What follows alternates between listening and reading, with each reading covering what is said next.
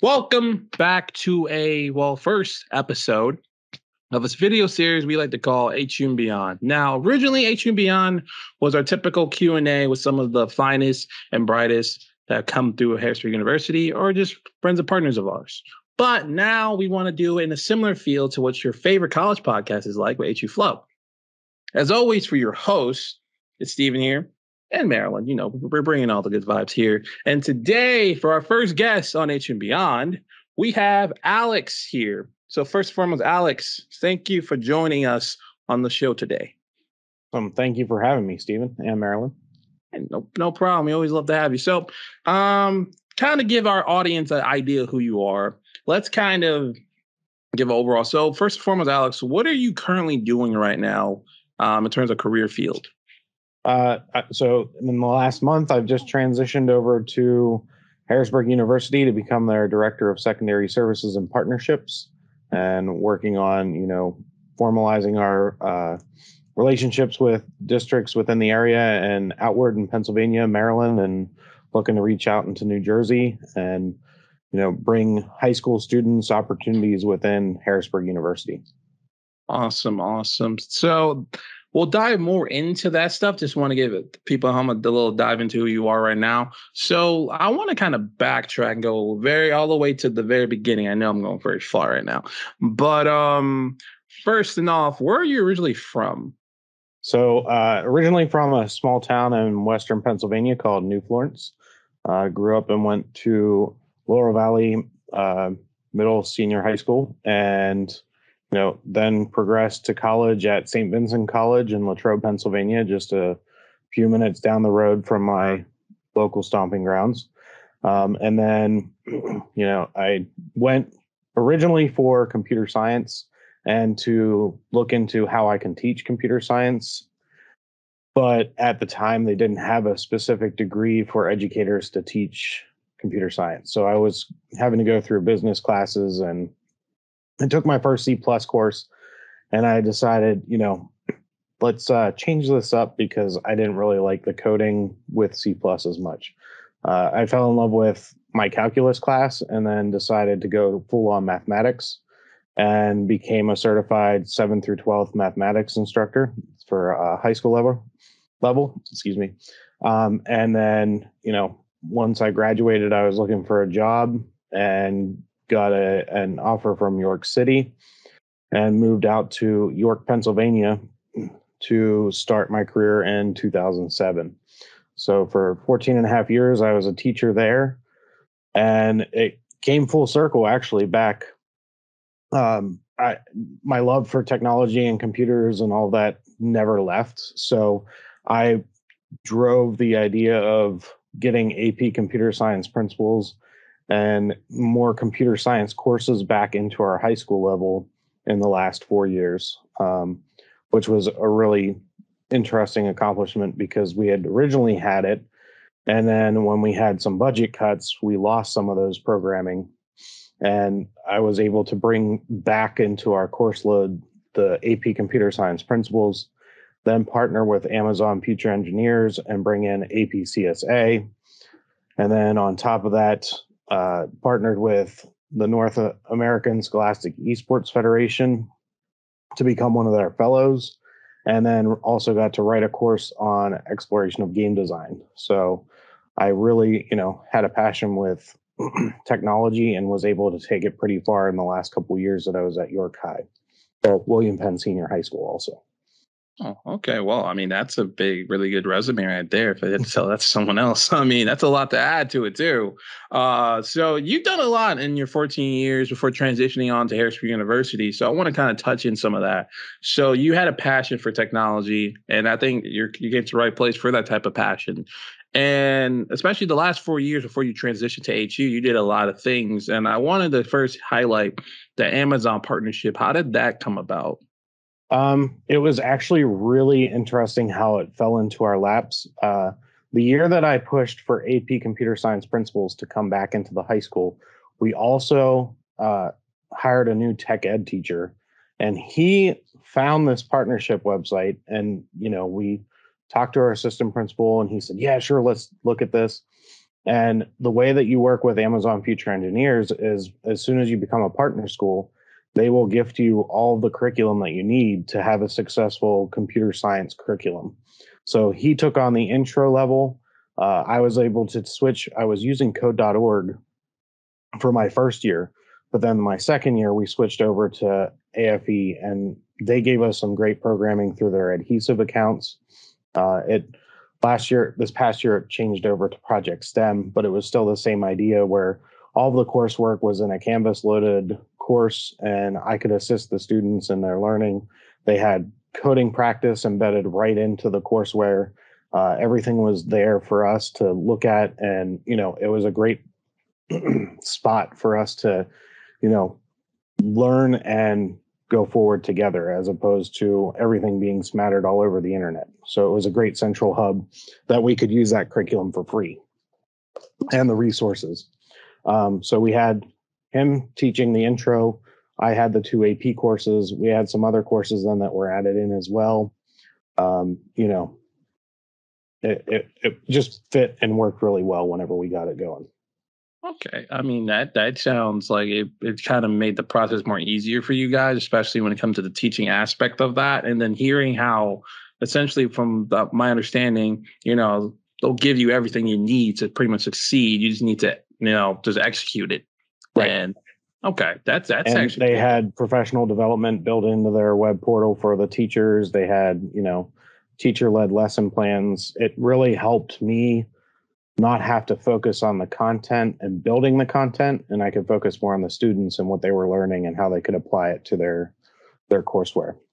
Oh, well, I mean, I'll shout out to Amazon on that one. I gotta give them credit for that. That's Right? that's a really good tool just to have. I mean, because you mentioned also with budget cuts, and I mean, obviously, budget cuts are not something that's very fun to talk about, and it affects, especially at the high school level, the education that's required. So, when it came to those budget cuts, how did that kind of affect your method of teaching for your students?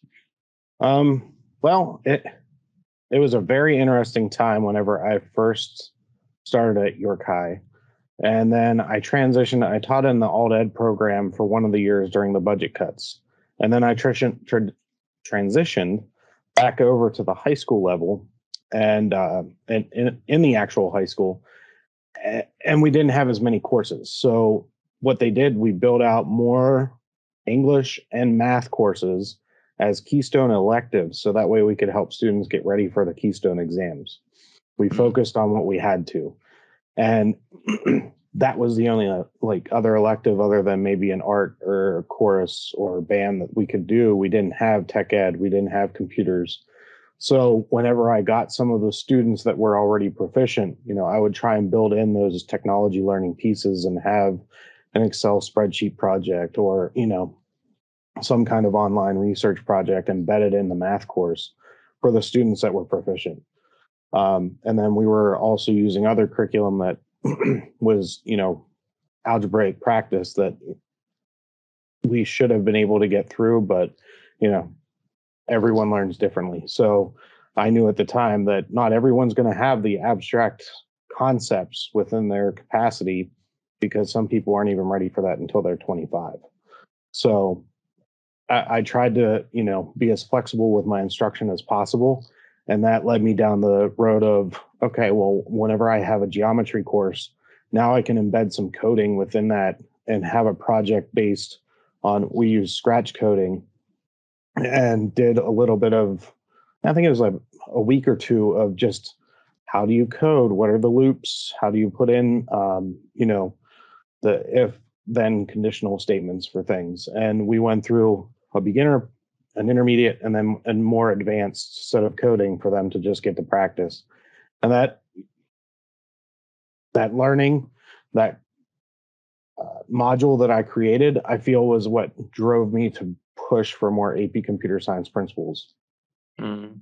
Yeah, because it seemed like you kind of just did what you could with what you had, and especially when it came to the Keystone.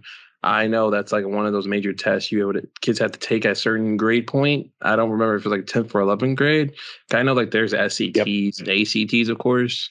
But I know now a lot of colleges are pushing kind of like to either just get rid of them as a requirement or just be lax on them.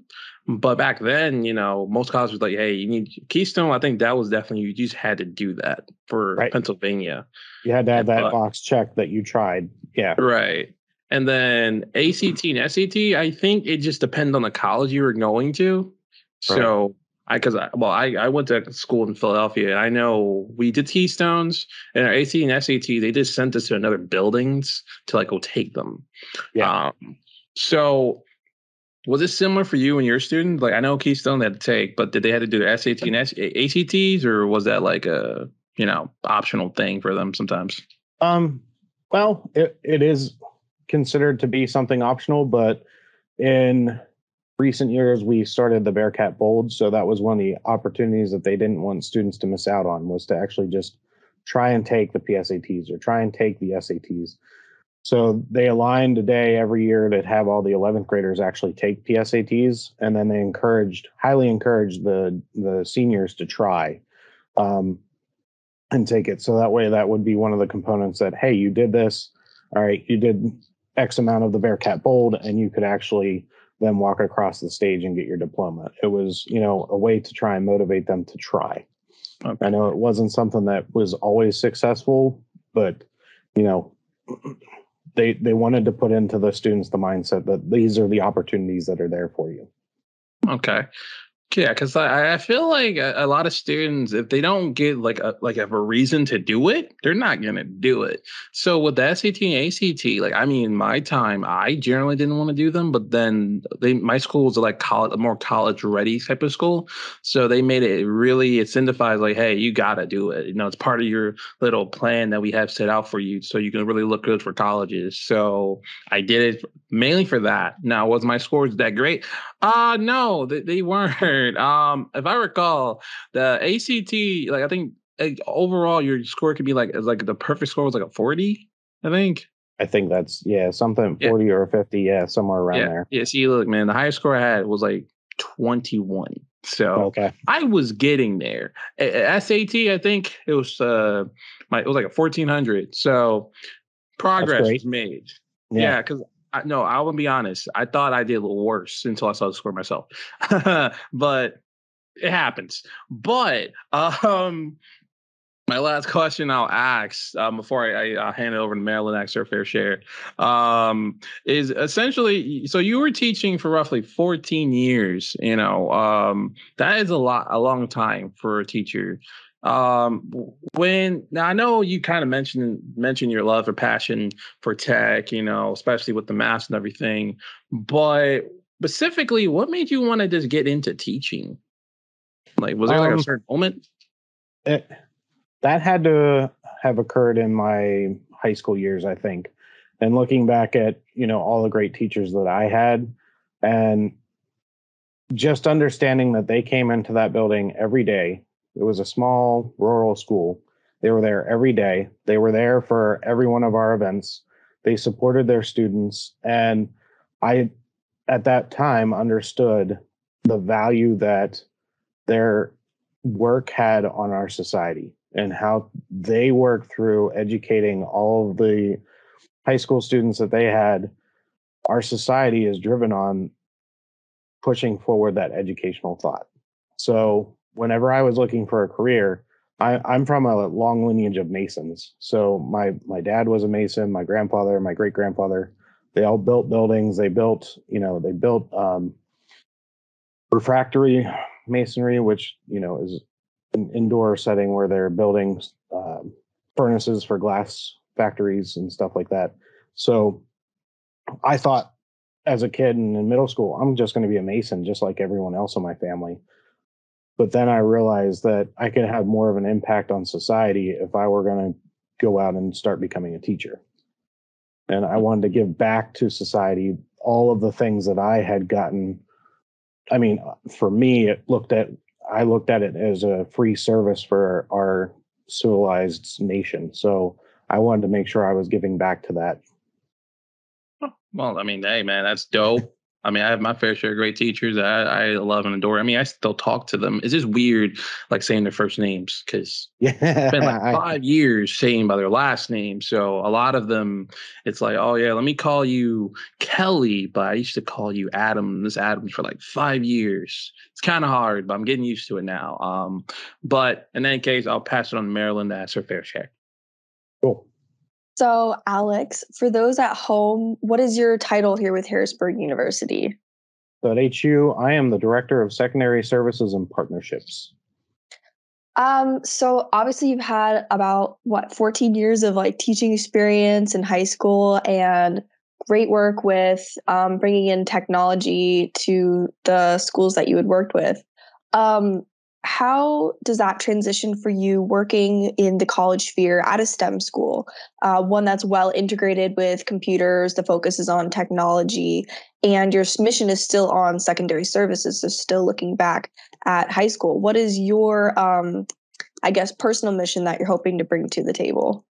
Yeah, that's a really, really good question.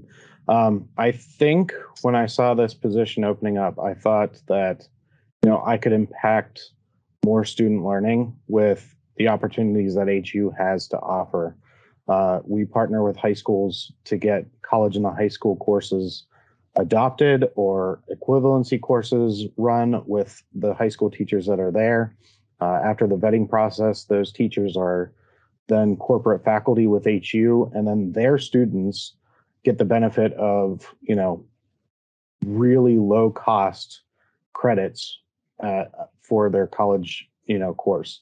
And they can basically, if it's a college in the high school course, pay half the price that they normally would for a regular enrollment at HU for that course. And then that transfers anywhere. I mean, it'd be great if the student came here and went to HU and got their bachelor's from HU as well. We see a good percentage that actually do that. But the transferable credits are something that they can take with them. And the option that I have also with the equivalency piece, I taught AP level courses, and I saw the AP level courses from a different perspective. There are a lot of really well-to-do schools in Pennsylvania that have students that can fly through those exams and do great things and get 4s and 5s, and then the colleges will accept that as a credit. My students who were amazing were not the test takers that everyone else can get. I worked in a urban district. We had a lot of ebb and flow for our financial issues, and the students were definitely impacted by that. So when they would go sit for the AP exam, they're not concentrating on that exam as much as some other students might. So this opportunity for a student to either you can take the AP course and have the college and the high school course running at the same time with the same teacher. You could take the AP exam and completely bomb it, but you'll still get the HU credit with that college and the high school opportunity. So it's a backup plan. It's more opportunity for students who are very deserving of it. Absolutely. I love supporting that mission of Harrisburg as well.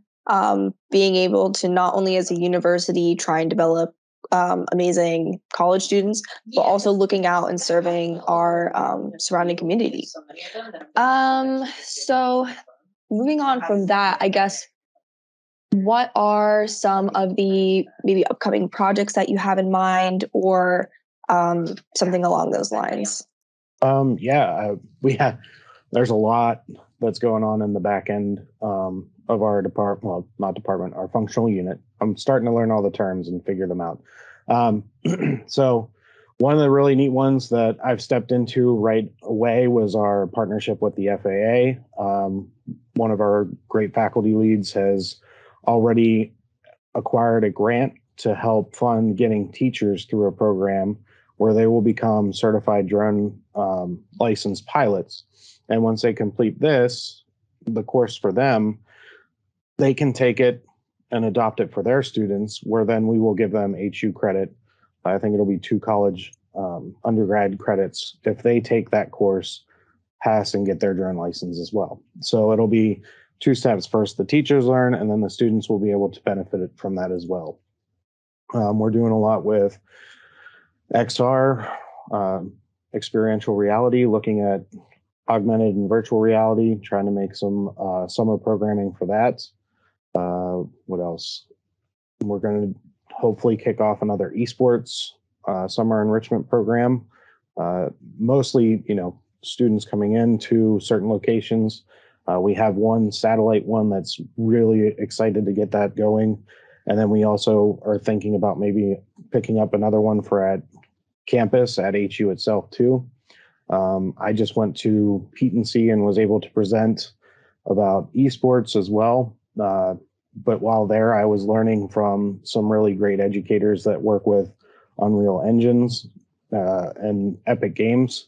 So I might be able to pull in some of their content that they have and create another camp from that. And working with Fortnite and getting some Fortnite creative and doing some basic coding principles. So yeah, we have a lot going on, and there's a lot technology driven. We have aquaponics, we have forensics, we're doing biotech, and then eventually, to coincide with the nursing program that's going to be going into our new building, we want to look into more nursing experiential learning, and yeah, there's tons. This is the first I'm hearing about working with like Epic Games and Fortnite and Unreal Engine, which is so exciting and really great for those who are also interested in esports here at HU, especially because you mentioned being associated with the Scholastic Esports Federation. Is that right? Yes, NASEF. Yep. Yes. Do you want me to go into that a little bit? Absolutely. That history started also with my first year of teaching. So I ran a video game club with my high school students for the last 14 years, where they would come to my classroom or another colleague's classroom, and we would just game. We had, in the beginnings, we got a Wii, we had some Mario Kart, we did some Rock Band, and Smash Brothers, all the popular titles back in the early 2000s. And then, it just kept evolving, and we kept getting equipment. We would get alumni that donated items. We had an Atari that was donated. We got a Wii U donated. One of my colleagues, Mr. Noggle, and I went out. He purchased a broken Xbox for like $50, bought a new mother drive, and then sat around and showed the students how he was replacing the mother drive. And then we had an Xbox One for a while. And, we just would game in-house and just have, fun. And throughout all of the time that I was there, it would ebb and flow with how many students we would have. At the beginning, we had upwards of 50 students, closer to, 2016, 2017, we had like 25, 30 students. Then we went to a computer science conference for teachers, and they talked about NASEF and how Scholastic esports and all the components that were behind it were a good avenue for STEM learning and what we could do with technology and helping students find their voice within the technology realm. So I said, yeah, we've got to do this. So in 2019, we went back to our high school and said, we're going to start an esports club. We already have the game club. So this is just a great way to infuse the two. We can have our casual gamers and we can get some competitive gamers. The casual can support, and we can do all kinds of great things. So we started student leadership. We got the president, vice president, secretary, treasurer, and then the one year we had 5 kids interested. So we made a PR person too. So that way everybody that wanted had a voice and was on the board for the student side. We started the esports program 2019, 2020. We had a League of Legends team that we were going to start practicing with. And I pulled in some experts from York College. One of the students there came in and did a guest coaching event for us. And then March 17th, we were sent home and never to return to the classroom for the rest of that year. So we missed that opportunity, but we stayed engaged. We had a Brawlhalla tournament that we built together and put on Battlefly and learned a whole lot of things. It was crazy. And then, when the next year came, we started to link up with NASEF even more, I was accepted as a 2020-2021 NASEF fellow, and I would get with other teachers in the program, and we would talk about what we were learning, how we were connecting to our students, and that helped me build my exploration of game design course that was embedded into our computer science track program. So I've been building learning experiences with games and giving students a safe place to game. Then we started competitively gaming and giving students even more voice and efficacy. So, it just kept growing from there.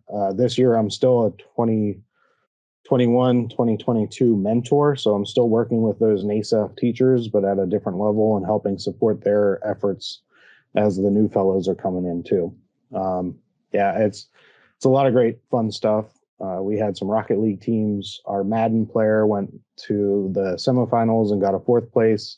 We had a 2nd place win in a Super Smash Brothers tournament. And, we just kept trying to grow on those little moments and shout out all the good news we could. Yeah, absolutely. I really wanted to highlight what you said, that all the components in esports can really help students with STEM education and STEM learning. Like it really translates. And I feel like, especially in Harrisburg University, the culture is kind of that. But I know in other areas when I've introduced people to be like, oh, yes, my university, they do esports. They're like, how does that relate at all? But it really does. And I appreciate that kind of the culture here at HU is to transform the mindset of people and really allow people to see that maybe the gaming outlet could also turn into an educational outlet as well when we incorporate STEM. So I guess since you're a big fan of gaming and kind of a gamer, what would you say would be your favorite game maybe that you've ever played? I'm definitely a major fan, and I haven't played it in a while because I don't have time. My most favorite game is World of Warcraft. I love the MMORPG. I love going in there and just getting lost. I love side missions. I love the main missions. I could just sit there and play for hours and not get bored. That being said, I've transitioned into other MMOs. I've been playing DC Universe Online like way too much lately, but I have time to sit down with that one, and it's on my console, so it's a lot easier to get to. I also really like Fortnite. I have an Epic creator content fund, whatever they call it now. But, so I can use that and link up students and have private matches and do all kinds of fun things. So I'm hoping to bring that to HU too and have, some either high school and HU gaming club competitions within Fortnite and see what happens and make those connections. Absolutely. Well, I personally know the president of the esports club at Harrisburg University, so I can definitely make that happen. I actually live with her, so that's completely awesome. Foreseeable. We have a hookup. That's awesome. Yes, exactly. I think my final question, and that's kind of a good segue from what you said, will be if you could incorporate maybe a summer camp that we don't currently have, like any summer camp, either related to gaming, computer science, whatever. What would it be? What would be the subject matter, and how would you create it? Well, I'm going to create one actually. So that one's an easy question. I'm going to go with the Fortnite creative one this is going to be on me to help build, and then we'll find the instructor, but I'm going to design out the course hopefully and make the syllabus, help the student or instructor link up the content. So there's a list of like 5 learning lessons that are within the Unreal Engine's website already for Fortnite Creative. And what we can do is take each one that has one learning objective each and teach that each day to the students, and then have them build out a game at the very end within Fortnite Creative that deal with all these little components of logic gates, if then conditional statements, and get those basic principles of computer science in, but also with game development as the final product. So that's the one I'd like to do. There's also some other really cool ones that are like basic level so we could even push into middle school and use with Unreal Engines itself. And there are assets that students can access and learn those basics as well with Unreal Engines itself. So there's twofold. I have a couple that I want to build out using the Unreal Engines aspects of what I've been learning this week at P&C. So. Oh, well, that's absolutely exciting. I'm even excited about it. I'm sure a lot of other people are, maybe even those at home are listening like, oh, I got to get in on that. Or I know someone who would be interested in that. Definitely share this with your friends.